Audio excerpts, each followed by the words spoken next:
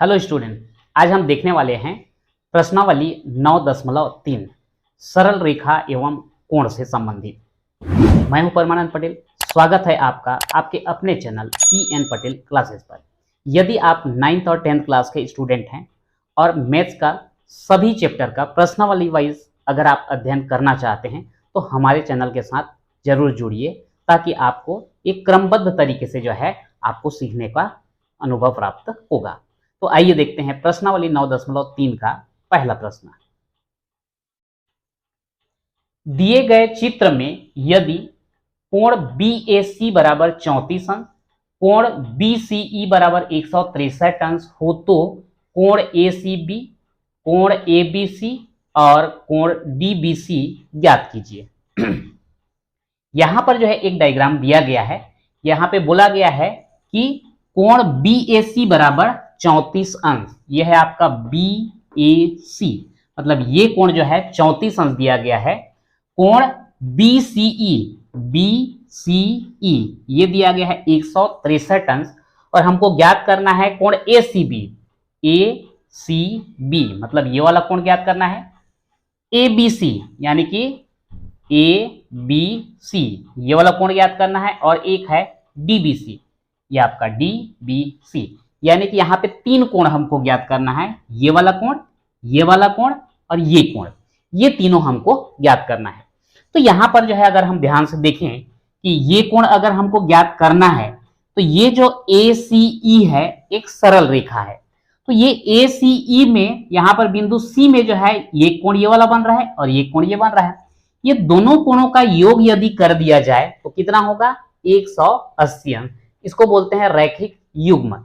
तो अगर हम ये इन दोनों का योग करके 180 अंश कर दें तो हमको ये वाला कोण प्राप्त हो जाएगा। तो यहां पे हम लोग लिख सकते हैं, क्या दिया है उसको हम पहले लिख दें। दिया है कोण BAC बराबर 34 अंश और कोण BCE बराबर 163 अंश। अब यहां पर हम करेंगे क्या? इन दोनों कोणों का योग जो है 180 अंश लिख देते हैं। तो इसको क्या लिखना पड़ेगा हमको? इसमें क्या ज्ञात करना है उसके हिसाब से लिखेंगे। कोण ACB हमको ज्ञात करना है तो लिखेंगे कोण ACB और कोण BCE।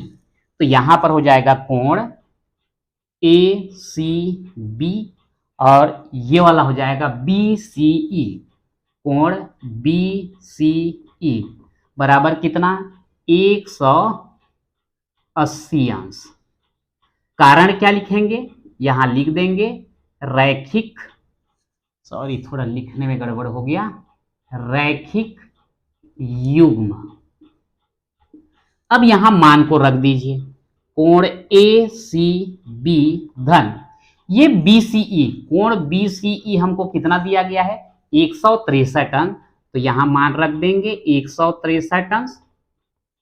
अगले ये में जो है उसको हम पक्षांतर कर देंगे तो ACB बराबर 180 अंश ऋण 163 अंश। कोण ACB बराबर 63 और 7 हो जाएगा 70 और 10 80, यानी कि कितना हो गया इसका? 7 और 10 17, यानी कि ये कोण ACB का मान हमको कितना मिला? 17 अंश प्राप्त हुआ। तो अगर इसका मान 17 अंश हो और ये 163, दोनों को अगर जोड़ दिया जाए, ये 7 3 10 का शून्य हासिल 1, 6 1 7 और 1 8 और ये 1, तो ये जो है 180 अंश हो जाता है। इसके बाद जो है देखते हैं, ये कोण तो आपको मिल गया। ये वाला कोण का मान कितना मिला हमको? 17 अंश प्राप्त हो चुका है। अब त्रिभुज के तीनों अंतः कोण को अगर जोड़ दिया जाए तो कितना प्राप्त होता है? 180 अंश। तो उसको लिखेंगे त्रिभुज ABC में, त्रिभुज ABC में ये कोण दिया है कोण BAC, कोण BAC, दूसरा कोण कोण ACB, कोण ए सी बी, और इसको हम क्या लिखेंगे, ए बी सी, कोण ए बी सी, और तीनों कोण को जोड़ने पर कितना आएगा, 180 अंश।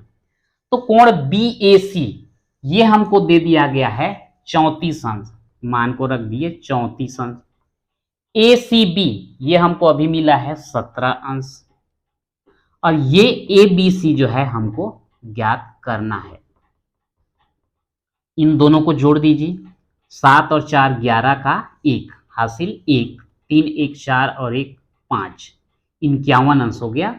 धन कोण ए बी सी बराबर 180 अंश, कोण ए बी सी बराबर 180 अंश में 51 अंश को माइनस कर देंगे।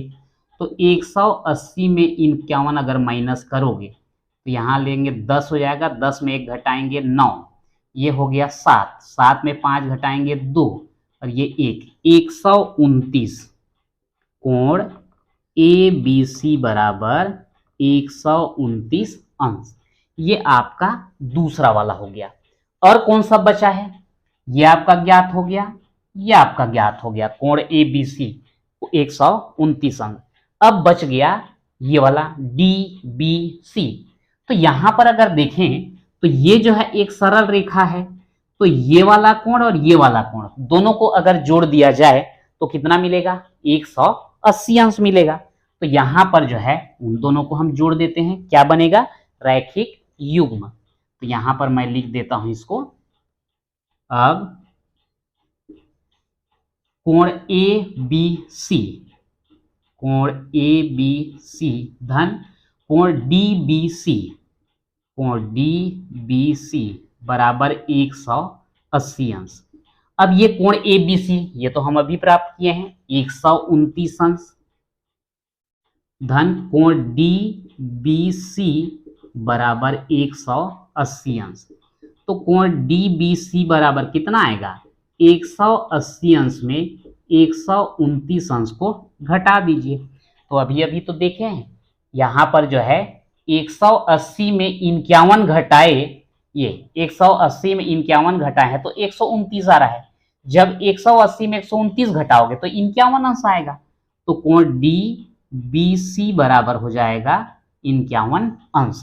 तो लास्ट में जब आंसर लिखोगे तो तीनों को जो है एक साथ लिख देना। अतः ये मिला हमको कोण ए सी बी बराबर 17 अंश, दूसरा कोण ए बी सी, कोण ए बी सी बराबर 129 अंश, और कोण डी बी सी बराबर 51 अंश, और ये हो जाता है आपका आंसर। तो इस प्रकार से तीनों कोण जो है हमें प्राप्त हो जाता है। अगला क्वेश्चन देखते हैं। दी गई आकृतियों में x व y के मान ज्ञात कीजिए। यहां पर जो है ये डायग्राम दिया गया है, यहाँ x और y का मान हमको ज्ञात करना है। यहाँ पे किसी भी बिंदुओं का कोई भी बिंदु हमको नामांकित करके दिया नहीं है, तो इसीलिए यहाँ पर x और y का मान ज्ञात करना है। तो ये वाले कोण को भी अपने तरीके से कुछ मान लेते हैं। मान लो ये वाला कोण है z, हालांकि ज्ञात कौन सा करना है, x और y। तो अगर इस डायग्राम को हम देखें तो यहाँ पर ये जो है एक सरल रेखा है, तो इस कंडीशन में x और 140 अंश को जोड़ दिया जाए तो 180 अंश प्राप्त होगा, रैखिक युग्म। तो यहां पर हम उसको लिख देंगे x धन 140 अंश बराबर 180 अंश, यहां पर लिखेंगे रैखिक युग्म। तो यहाँ पे जो है x बराबर हो जाएगा 140 को पक्षांतर करो 180 अंश ऋण 140 अंश, x बराबर 180 में 140 घटाने से क्या मिलेगा, 40। तो इस प्रकार से x का मान तो हमको मिल गया 40 अंश। अब दिए गए त्रिभुज में अगर हम इन तीनों कोणों का योग कर दें तो उस कंडीशन में कितना मिलेगा हमको, 180 अंश। तो आपको ये मिल गया है 40, ये है 30, 40, 30, 70, निश्चित रूप से ये कितना होगा 110। ठीक है, तो यहां पर हो जाएगा ये वाला 110, ये 110 होगा, तो इस कंडीशन में ये क्या हो जाएगा 70। तो एक तो ये तरीका है कि तीनों कोणों का योग कर दिया जाए तो मिल जाएगा, या फिर एक तरीका और है, हम बहिष्कोण प्रमेय पढ़ चुके हैं। अगर ये त्रिभुज है, एक भुजा को आगे बढ़ा दें तो ये बहिष्कोण मिलता है या बाह्य कोण। ये बाह्य कोण अपने अंतः दूरस्थ कोणों के योग के बराबर होता है। तो यहां पर भी अगर देखा जाए, एक भुजा इधर बढ़ाए हैं, y जो है बाह्य कोण बनेगा। बाह्य कोण जो है ये 30 अंश और x के योग के बराबर होगा। ठीक है, यही वाला इस्तेमाल करते हैं। इसके लिए जो है आपको ये z मानने की भी आवश्यकता नहीं पड़ेगी। ठीक है, दोनों विधि आप कर सकते हैं। तो एक काम करते हैं, अब दिए गए त्रिभुज में बाह्य कोण प्रमेय से, बाह्य कोण प्रमेय या बहिष्कोण प्रमेय बोलते हैं, तो ये हो जाएगा आपका y बराबर x धन 30 अंश। ये x और 30 अंश का योग करेंगे तो ये बाह्य कोण के बराबर होगा। तो यहां पे हो जाएगा y बराबर x का मान रख दीजिए 40 अंश धन 30 अंश। तो ये आपका y बराबर कितना हो गया 40 और 30 70। अतः लास्ट में एक साथ लिख देंगे, x बराबर 40 अंश और y बराबर हो जाएगा 70 अंश, और ये हो जाता है आपका आंसर। प्रश्न 2 का दूसरा देखते हैं। यहां पर डायग्राम दिया गया है, यहां पर भी हमको x और y का मान ज्ञात करना है। इसमें हमको दिया गया है AD समांतर BC। ये AD और BC ये दोनों जो हैं आपस में समांतर हैं। तो यहां पर अगर हम देखें कि एक रेखा ये है AD और दूसरा है ये BC, तो अगर इन दोनों समांतर रेखा को एक तिर्यक रेखा ये वाली अगर काटे तो ये वाला कोण और उसके साथ में ये वाला कोण, क्योंकि ये समांतर रेखा है और एक तिर्यक रेखा ऐसा काट रही है, तो इस कंडीशन में इस समांतर रेखा के ऊपर की ओर और इस समांतर रेखा के ऊपर की ओर ये दोनों जो है क्या कोण कहलाते हैं, ये दोनों कहलाएंगे संगत कोण। तो ये आपका x ऋण y और इधर दिया गया है 30 अंश, ये दोनों क्या होंगे संगत कोण होंगे। तो यहां पर लिख सकते हैं, चूंकि AD समांतर BC को तिर्यक रेखा, यहां तिर्यक रेखा कौन सा बनेगा, तिर्यक रेखा ये होगा AC। तिर्यक रेखा AC प्रतिच्छेद करती है, प्रतिच्छेद करती है, इसलिए वहां पर है आपका x ऋण y और इधर है 30 अंश। समीकरण 1 लिखेंगे और कारण क्या बताएंगे इसको, संगत कोण।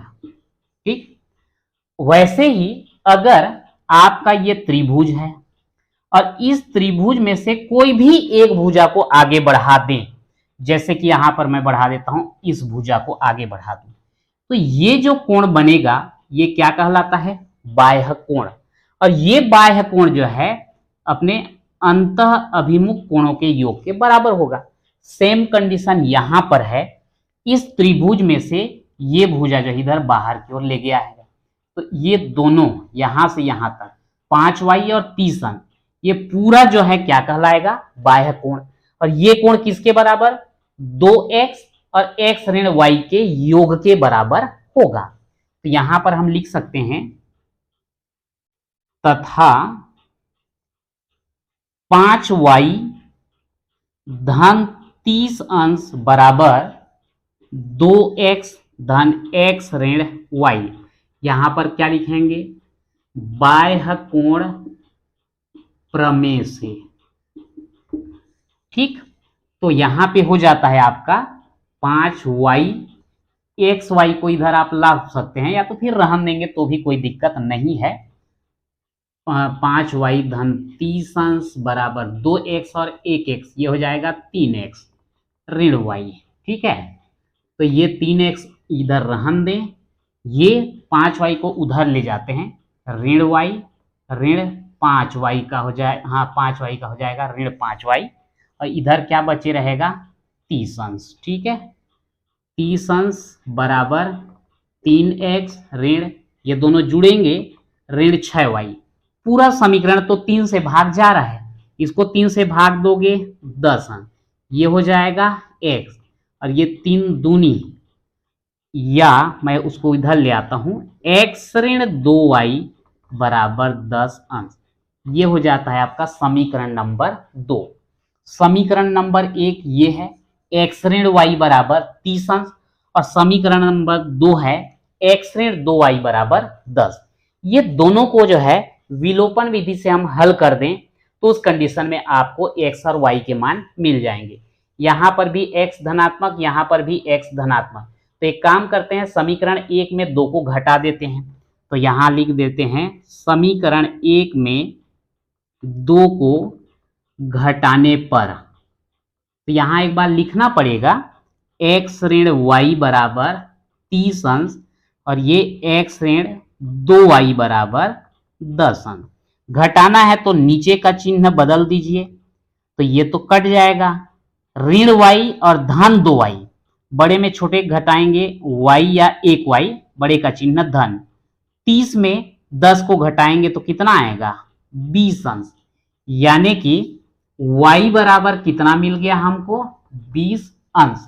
इस y के मान को समीकरण 1 में रखिए, यह मान समीकरण 1 में रखने पर x ऋण y बराबर 20 अंश, तो x ऋण y का मान कितना आया है, सॉरी यहाँ x ऋण y बराबर 30 अंश दिया है, तो यहाँ y का मान रख दीजिए 20 अंश बराबर कितना 30 अंश, पक्षांतर करेंगे 30 अंश, ये ऋण उधर जाके धन हो जाएगा 20 अंश, तो x बराबर 30 और 20 कितना हो जाएगा 50। तो इस प्रकार से अगर हम देखें तो x का मान हो जाता है 50 अंश और y का मान कितना हो जाता है 20 अंश, और ये हो जाता है हमारा आंसर। प्रश्न 2 का तीसरा प्रश्न देखते हैं। यहां पर एक डायग्राम दिया गया है, यहां पर ये बोला गया है कि इसमें ये AB और CD समांतर है, AB समांतर CD, और वैसे ही BC और DE, BC समांतर DE, यानी कि समांतर रेखाओं के 2 जोड़े हमको दिए गए हैं, और हमको यहाँ पर x और y का मान जो है ज्ञात करना है। तो यहाँ पे अगर हम देखें कि ये AB और CD ये दोनों जो है समांतर हैं, जैसे ये दोनों समांतर रेखा को एक तिर्यक रेखा काटती है तो उस कंडीशन में होता क्या है, ये वाला, ये तिर्यक रेखा के एक साइड और इधर जो है दूसरे साइड, लेकिन दोनों समांतर रेखा के अंदर होना चाहिए, पर तिर्यक रेखा के एक इधर रहे एक इधर रहे, तो ये दोनों कहलाते हैं एकांतर कोण, और एकांतर कोण आपस में बराबर होते हैं। यहां पर वही हो रहा है, ये AB है और ये CD है, इसको तिर्यक रेखा काट रही है ये, तो एक तरफ ये है 3y और दूसरे तरफ ये है 105, ये दोनों क्या कहलाएंगे एकांतर कोण। तो इसको हम कैसे लिखेंगे, AB समांतर CD को तिर्यक रेखा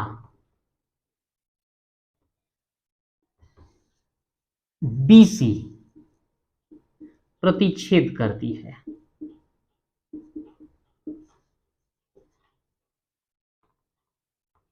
इसलिए 3y बराबर 105 अंश, और ये कौन सा कोण कहलाएगा, एकांतर कोण कहलाएगा।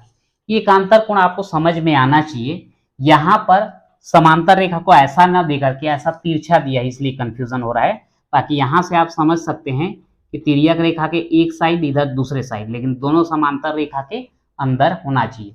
अगर इसको देखोगे ये समांतर और ये दोनों समांतर हैं, तो इनके अंदर अंदर ही हुए ना ये दोनों। तिर्यक रेखा के एक इस तरफ है तो एक दूसरे तरफ है। तो यहाँ पर 3y बराबर 105 अंश, तो y बराबर क्या हो जाएगा 105 अंश बटे 3। तो y बराबर 3 से इसको भाग दीजिए, 3 तिया 9, एक बचा 15, 3 पंछे 15, यानी कि y का मान हमको कितना प्राप्त होता है 35 अंश। अब यहां पर देखते हैं, अब यदि ए बी समांतर सी डी को तो हम ले लिए, अब दूसरे को लेते हैं। अगर ये बी सी समांतर डी ई को ये तिर्यक रेखा काट रही है, ये वाली, ठीक है, ये समांतर इसको और इसको तो हम पहले ले चुके, अब हम इसको ले रहे हैं बी सी और डी ई। इसको तिर्यक रेखा कौन सी काटती है, ये वाली काट रही है। तो इस कंडीशन में होगा क्या, यहां पर आपका एकांतर कोण बनेगा ये 105 अंश और ये वाला कोण, ठीक है। क्यों ऐसा, ये दोनों समांतर रेखा को ये तिर्यक रेखा काट रही है, तो ये तिर्यक रेखा के एक साइड ये है और दूसरे साइड ये है, तो ये दोनों एकांतर कोण होंगे, और जिसके कारण ये 105 है तो ये भी कितना हो जाएगा 105 होगा। इसी प्रकार लिख देता हूं, इसी प्रकार कोण CDE बराबर 105 अंश एकांतर कोण लिख देता हूं, समझ में आ जाएगा उतना में। अब ये हो गया आपका कोण CDE का मान 105 अंश। हमको और क्या चाहिए, x चाहिए, तो लिख देंगे त्रिभुज CDE में तीनों कोण को आप लिख दीजिए। ये कोण C कितना है 24 अंश, ये वाला कोण लिख दो कोण CDE, और लास्ट वाला x बराबर कितना 180 अंश, त्रिभुज के तीनों अंतः कोणों का योग। तो 24 अंश CDE का है 105 अंश, और ये है आपका धन x बराबर 180 अंश। 105 और 24 को जोड़ेंगे तो हो जाएगा 129 अंश, तो x बराबर हम लिख सकते हैं 180 अंश, 129 अंश घटाओगे तो कितना आने वाला है 51 अंश हमको प्राप्त होगा। एक जोड़ेंगे 30 और 50 180, ठीक। तो इस प्रकार से हमारा आंसर आ जाता है x बराबर 51 अंश और y बराबर आ जाता है 35 अंश। ये हो गया आपका आंसर। दूसरा का चौथा देखते हैं। ये हमको डायग्राम दिया गया है जहां पर ए बी और सी डी समांतर हैं। ये ए बी और सी डी समांतर हैं, तो यहां पर जो है हमको x और y का मान ज्ञात करना है। तो यहाँ पे अगर आप देखोगे कि ये ए बी और सी डी दोनों समांतर हैं और इसको एक तिर्यक रेखा काटती है, ये सी बी या फिर बी सी बोल सकते हैं। तो ये रेखा और ये रेखा तो समांतर है और इसको ये तिर्यक रेखा काट रही है, तो तिर्यक रेखा के एक साइड ये है, तिर्यक रेखा के दूसरे साइड ये है। ये दोनों कहलाएंगे एकांतर कोण, और एकांतर कोण आपस में बराबर होते हैं, इसलिए x और 30 अंश आपस में कैसे हो जाएंगे बराबर। तो यहां लिखेंगे ए बी समांतर सी डी को तिर्यक रेखा BC प्रतिच्छेद करती है।